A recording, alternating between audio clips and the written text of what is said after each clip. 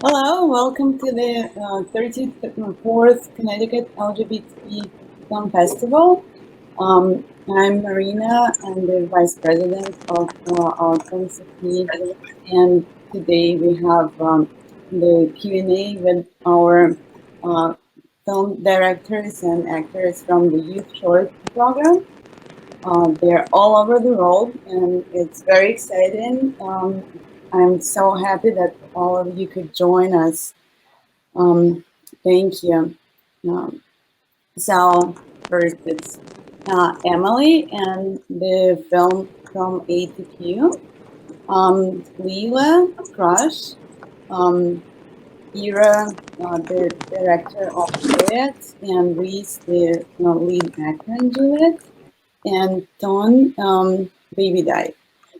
So guys, could you please describe your film in your own words a little bit? And Sorry, could you repeat that? I can hear like other stuff. I don't know. Myself Sorry. in the background somewhere. Could you just talk about your film and describe your film in your own words, and what did it mean for you, and what did you want to say with that? Emmalie, you can start. Damn it, I was hoping someone else was gonna go first. So my film is from A to Q. I consider my film not a coming out story, but a journey of self-discovery type film. So it's more about coming out to yourself rather than coming out to someone else. And that's the story basically. Sorry if that, I really hope that answered your question. Yes, it did. To me, it looked like a lot about the dream world, a lot, so many dreams and so much. Yeah, I mean I was gonna say that really reflected how like my coming out like experience to myself, because like my first crush, I had a really big crush on a girl in middle school, and that's kind of how it manifested itself. I was daydreaming about her, I was having dreams about her at night, and that's why in my film I wanted to have a lot of kind of dreams and daydreams and nightmares, stuff like that. So yeah. So emotionally, you didn't consciously, you didn't realize it first, right? And yeah, I mean, yeah, I think it was very confusing for sure when you're first feeling that, for the first time, and you don't know what it means, especially when it's your friend. So for me, it wasn't for my best friend. It was just a girl that happened to be in my school. But in this film, it was towards her best friend. So yes, so that kind of changes a lot of things as well. That's so cool. Thank you. Leela, what about Crush? That was such a funny movie, and like also kind of similar topic, a crush on a girl, but you presented it in such a obsessive and funny way. Hold on, you're muted for some reason. Oh, sorry. Yeah, I guess the title of the film mostly summarizes what it's about. It's about having a crush and basically how that can sometimes make you do some really weird, silly things, which I think is sometimes when we have a crush, it just doesn't bring out the best in us because we're so awkward about it. But it's also a film about like being fearless and conquering your crush as well, like going head to head with your crush and ultimately taking a chance, even if it works out or it doesn't work out. I won't give away too much of the film. Was it based on personal experience? Have you done anything like that? It's like, it's loosely autobiographical, but in real life it was like a bar, so it wasn't like a candle shop. So the things that I guess I wasn't walking away with anything other than super bad memories. from the bar. I wasn't going home with candles, just going home with bad memories mostly. But yeah, I think everyone's been there. It's like a pretty universal thing to have like a crush on somebody, and sometimes we just are so intimidated by that person that we just don't know how to just be upfront and ask them out. Right. And then you showed so well that like when she did ask her out, how crushing that was, and especially the moment that when she rejected her, not because she's not gay, not because she has somebody, but it's just, no, I don't like you. Yeah. I think, and that was an interesting choice that was made, like, because I guess I wanted to show that sometimes it doesn't, everyone was going to assume that it was just because the other girl wasn't queer. And it just added to the comedy to make it out that she was rejected just solely on her rejection. But also, I think, it's good not to set assumptions that people that are queer can never reject each other. Like, you know, it's that whole thing where people are like, oh, let me set you up with my queer friend. You guys will get along great. And it's like, okay, maybe. We'll see. Right. Thank you. So, Tony, can you talk about your film, please? Describe it. I guess it's a coming-of-age story, kind of takes place at a techno party. It's a young girl who's trying to get her ex-girlfriend back, and also has to learn how to stick up to her very dominant older sibling. And I guess I wanted to explore like power dynamics and bullying in the queer scene. And it's shot at a real techno party, and it's almost entirely queer cast coming out of Copenhagen. And it's quite a few years since I shot it. I was 21 when I shot it. And just post is taken forever because I've been in film school at the same time. Yeah. And I really loved working with actors, and I just done my second film with Emma, who's the main actress in it. Yeah. Cool. And so the story was about the little sister, and both sisters were gay or queer, and when you watch the whole film, it's more clear. To me, it felt like the younger sister was more mature, and everybody around her were acting so mean and bullying, and it just shows that kind of bullying in the queer community and a lot of arguings. Can you talk about that a little bit? The bullying part in the queer community? I don't think necessarily. I mean, I agree with you that the little sister is the least nasty, but I do think there's a lot of ways in which she's also being kind of mean without intending to. She's telling all of the people that she just wants to be seen as normal and doesn't want to label herself, and thereby kind of calling them freaks. And like she has this very naive approach to being queer because she's not really experienced discrimination. And she doesn't understand the toughness of the people around her, and she kind of judges them too. So, yeah, but I mean, bullying in the queer scene, I've definitely seen that, experienced that, like, totally a thing. Like, all small communities have. Can you hear me now? I'm going into a tunnel. Is it common for Denmark that queer community is so tough? Because I think in the other places, I don't know. yeah, not like that. If it's common for Denmark, I don't know. I don't think more than any other places. I think just people in general can be hard on each other. and sometimes minorities who are already under pressure can be harder on each other. And I found that there's sometimes a lot of norms to have to live up to within the queer scene too, but also a lot of like love and tenderness and just toxic friend groups exists also in queer communities. I think it's really important to like talk about this. Right. Okay, thank you. So, Ira and Reese, thank you.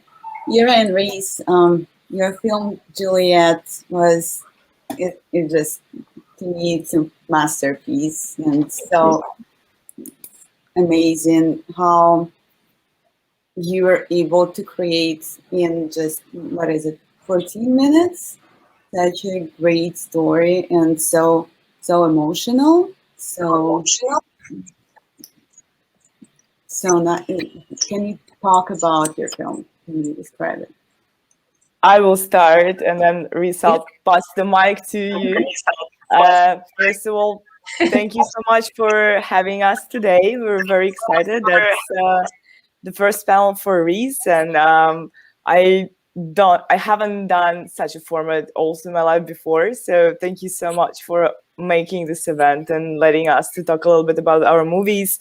Juliet is my thesis in AFI, and the story itself has been existing for a pretty long time until I was actually able to make it, because I'm originally from Russia, and unfortunately in countries like Russia, people are not yet, I would say, open-minded to be able to talk about social problems and discrimination based on gender discrimination. So that was a very important movie for me to make, and we spent quite a while working on the story and trying to make it very authentic. And one of the parts of development process was us going to high schools and just talking to children. And I'm so grateful that my producer, Katrin, who is unfortunately not today with us today, she really helped to make sure that we can talk and collect opinions from teenagers of nowadays and embrace it in the story. And the rest, when I do really think that this movie would never be possible without Reese. And when we met Reese, it like, I just truly think she elevated the story on another level and just brought so much into that by her performance and understanding of the situation. So Reese, thank you so much for being a part of that. And if you want to talk a little bit about the process from your perspective, I would be happy to hear that, as well as, I guess, everyone here. Thank you. Yeah. So this was my first, I guess, film project.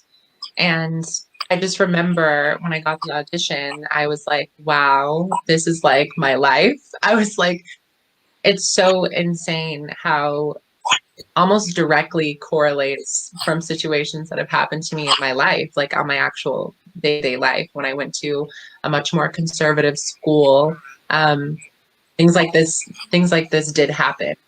And I just, the whole process of it, of trans identities in high school, and like the ins and outs and the small battles that you face, and even the big battles like assaults or whatever, it really, this film, Ira did such an amazing job of highlighting that. And because it's never talked about, we don't see a lot of trans representation in the media, and this film does so well at highlighting it from a youth's perspective of what it means. And seeing people who you feel like have a connection with you turn against you and then use you as or whatever, and directly relate to. So I feel so connected to this project, and why I was so excited when it came out and when it was going into festivals. It was amazing.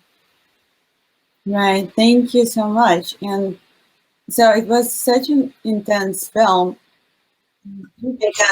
Which part of the film could you most relate to, and what was the hardest hard for you to be in. There are so many little different stories, like your interaction with the Romeo and how he was attracted, and that internal homophobia, and the interaction with the girls, and all the competitiveness, and also the transphobia. And what was the most intense piece for you? Yeah, I've definitely experienced almost everything that happens in the film. I would say the hardest part for me to, I guess, authentically create was the assault scene. Whenever, with the paint and then everything that happens with that. That was really difficult for me to, I guess, relive scenarios where I've experienced something like that in school. And I really had to take a second. I remember telling Ira, I was like, I need a second. And I went off to the side and just mentally prepared, because that was a really, really challenging scene to film, just because it was so raw and emotional, and it didn't sugarcoat anything. It was this happens. It wasn't this huge buildup to this part. It was just, this is a part of the story. This is what happens to people and youth trans kids all the time. And I would say that part was probably the most challenging and real and authentic and difficult part to film. And the moment when you get that resilience, when you get the strength to stand up, did that happen in real life? Did it happen that fast? Or how do you have the strength to do that? Where do you get that? Yeah, it's almost like, in a way, when things like this happen, it takes you a second to process. Your first immediate thought is, I just need to run away. I need to get away. I need to get out of there. And that's also Serena's first thought. She starts running away. But there also is a buildup. When things happen so frequently and things happen all the time, you build up a tolerance to it, and almost like you have this internal desire to prove everybody wrong, or just to not take it anymore. And in the film, we see that. We see when she's running away, she has that moment where she's like, you know what? No. And that happens in real life too, especially for me. There was moments where I was like, I can't do this. I can't take too much. But then I would have sort of an epiphany and be like, no, I'm not going to break because somebody else wants me to. I'm going to stand up, and I'm going to do what I love, and I'm going to do what makes me happy, because whatever they do, yes, as traumatic as it is, it's not their life. This is for me. It starts becoming about you and not about everybody else. Right. Thank you. Ira, there is a lot of symbolism in your film, with the paints, with different colors of the paints, and with the plastic divider, the border. It's always kind of between Reise and the other people. Can you talk about that? That was really cool. Thank you. I mean, I guess on the process of the script development, we were really tracking the story, and my collaborators, my colleagues who helped, who were parts of who were in this movie, like a screenwriter, who is an amazing, very talented person, Vilandria, and again, my producer, because we were all going through, certain process of development of the story. We were really we were trying to make it as a slice of life, as one day of the person. And at the same point, for me and for Sarah, who is a cinematographer of this project, we were really thinking how we can help the audience to stay very connected with Juliet on a very emotional level. So for me, I always thought that first of all, I did experience a lot of discrimination when I was back in Russia, and I was much younger. I was like around 12, 13, and it was theatrical school. I remember these feelings because they never go away, actually. Sometimes they come back whenever you feel uncomfortable. And I was thinking about visuals, what really, how do you feel when it's happening to you? And I think this is where Reise and I were very connected when we met on set. We were absolutely on the same page regarding how does it feel from inside. And by the time we came on set, obviously we were already prepared our best to show it how it does look from the visual standpoint. I remember it has been a little bit challenging, and I guess I'm like really grateful just to be able to work with everyone who participated in Juliet, because it was always a certain level of connection between team members and just so many interesting thoughts about when you can't accept yourself, how do you look at yourself? That moment with the lipstick in the beginning, that probably could be such a great example of her not even being able to put it on her lips and just preferring to do it instead of onto her reflection, because she doesn't feel like I wouldn't say she doesn't feel like she's ready to do that. No, it's just a certain level when you are fighting with your internal conflicts. And we were thinking a lot how we can embrace these internal conflicts and make them external on the screen. So all these moments when she looks at the reflection, or she at the end of the story when she comes from another side of the curtain and she overhears the conversation, what happens between Romeo and other guys at school, that the curtain was a symbol to me, how you actually can be sometimes very close to the person, but at the same time you can be absolutely on the opposite sides.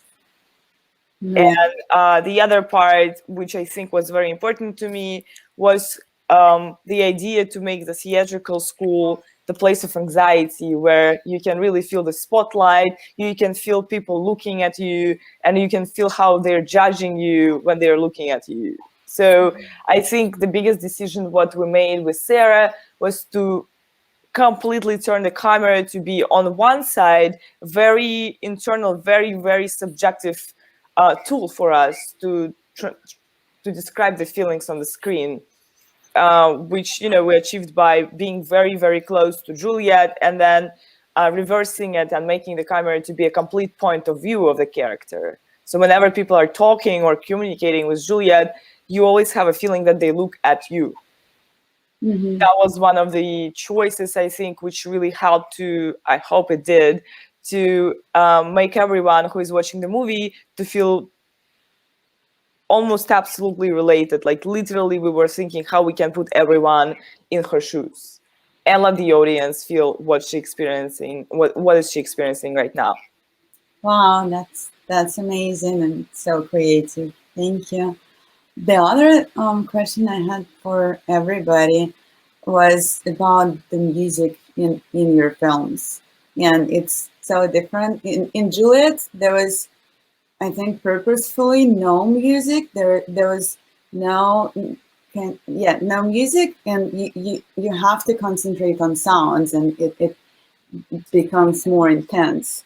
There is actually a score in Juliet. It's scored almost for 80%. Yes, but I'm happy that you're saying that, because again, I did not want the music to overpower the scenes and take the dramatic part on its own, because I think it would have been a little bit, I wouldn't say cheesy, but I just thought that it would distract us from the character so much. But when we were working with composer, we always had conversation about music, create something which you can't hear, but you can feel. Oh, I see. And it exists, like, for example, these moments when she walks in the stage, on the empty stage at the very beginning of the movie, and then she goes to the green room. There is a score, but it's just created on a very specific level of supporting her feelings. That's, I guess, how it went blended so much into the story. And the other part, when I was working with Luke, who is a composer of the movie, significant part was we were always talking about the character and her feelings, and all the score has been created in support of the internal feelings of the character. Okay. Yeah. Thank you. And Emmalie, for your film, it was, the soundtrack was so, because your film is so dreamy and more about dreams and friendship and that kind of the boundaries between friendship and more intimate relationships. That music, can you talk about that? I can try. So we had score as well. So we had a composer come on, and she did a really great job at. So I mean, the way that it started was I made the trailer, and I found a song that I really liked on this site that I knew I could like use on YouTube, and the track was very like 80s feel, like kind of old school feel. And when I was showing it to different composers to try and get a composer on board, they were like, oh yeah, I can really see the soundtrack being like that kind of sound, like, you know, synths and stuff like that. So when I got Charlotte on board, who's the composer, yeah, we went for that. We went for like the 80s kind of vibe, but at the same time, it's mixed with music from like today, I guess you would say. But it's very much like growing up, I used to watch like the OC, and I used to watch like shows about teenagers and stuff, and they'd always use like pop music, but like to really elevate like the scenes and the emotions in the scenes and stuff. So I chose my music like very carefully to what's the word I'm looking for? Reflect that. So in each scene, if there's like sadness, I wouldn't rely on the score. I would find a song, you know, with lyrics that kind of matched what was going on. Whereas we do have a dance scene in the film, and for that, I was very, very, very particular about that. Saying like, I need a Taylor Swift track. If we don't get a Taylor Swift track, this is not going to work. And we choreographed the dance to a Taylor Swift track. Unfortunately, that track Taylor Swift didn't have the rights to, so we couldn't we could license it, but we didn't want to because we didn't want someone else to get like our money. Basically, we were like, if anything, Taylor should get it. So we actually, this is like me trying my luck because I didn't go for like I didn't go to Sony and say, hey, can I use this track?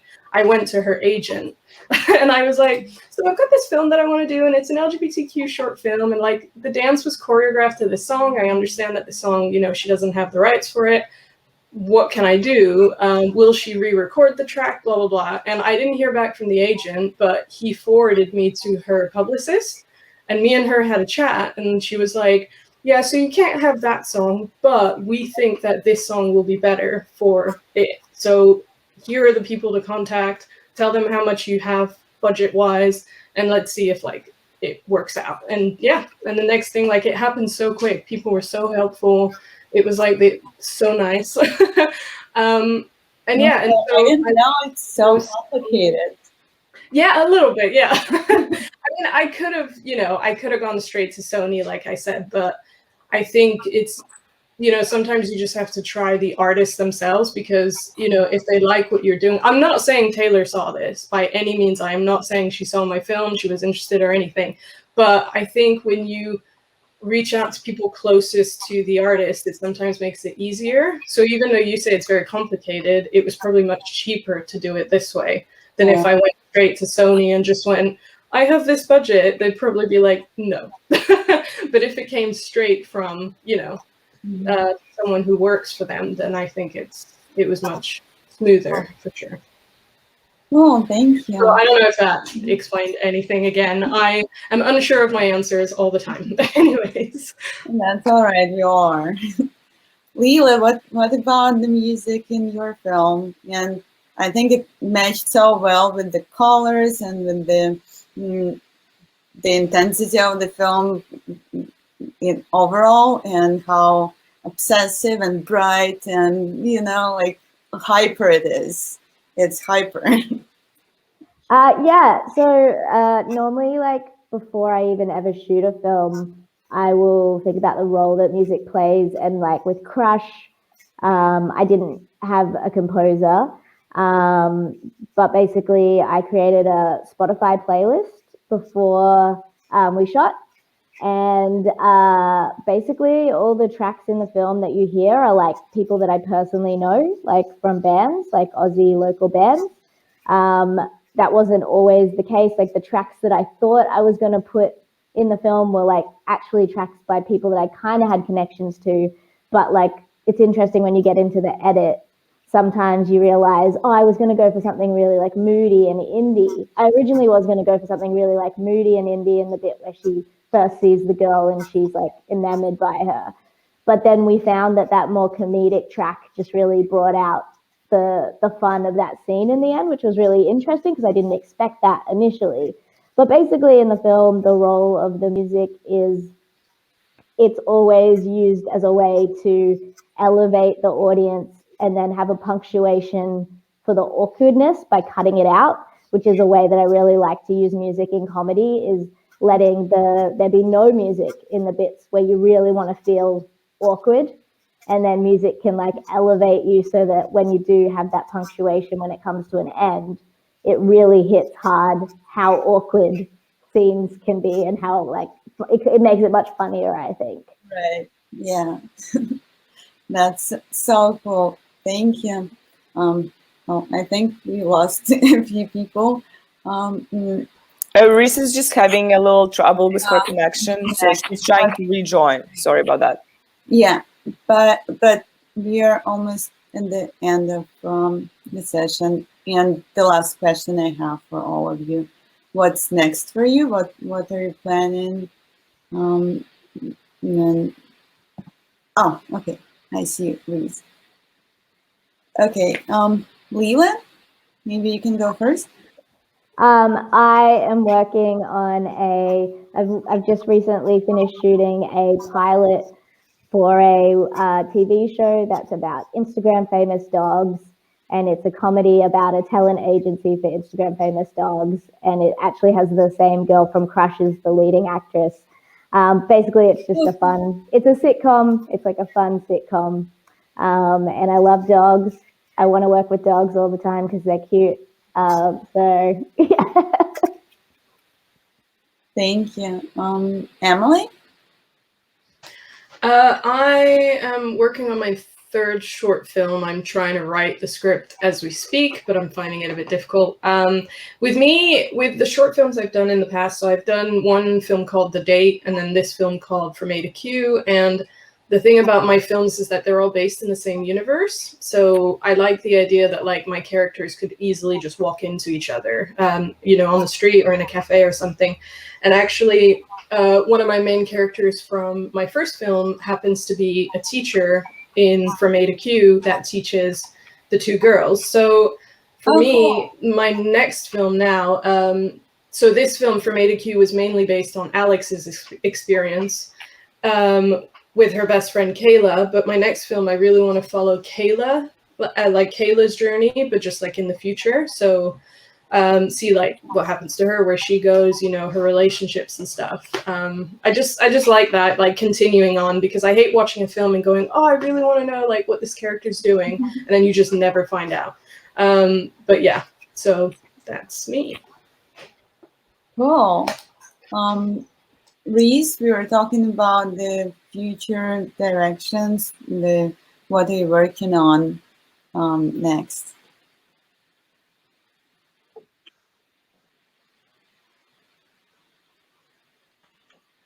I've had I've been emailing back and forth, and I possibly might come onto a project for a short film in New York. And then she was also talking about me doing one in September back in LA. And then I'm trying to do a lot of character building. So I can really develop myself as an actor. I'm trying to do everything I can to really be confident or walking into a project, bring my best. All right, we are having connection issues. Keep my skills sharp. I don't know. A short film through my studio. So maybe Ira, can you talk about what's Exciting next? for me. Yeah, I would elaborate a little bit on what Reese just said, so I know it wasn't very clear because of the connection. Yeah. Well, basically, I'm very excited. I know that Reese is going through so many auditions, and so far she has some short projects on her plate where she would be coming hopefully to New York pretty soon, and very much hopefully coming back to Los Angeles. And many more to come. I know that Reese is actually a very young but extremely mature actress, and I'm just hoping that your future will be set up for you within like next few months. And to me, I'm finishing another short story, which is also an A5 project. Right now, currently we're in post, and we're doing a dark comedy about a ride-share driver who is going crazy because of his rating, which is going down. And it's set up during COVID.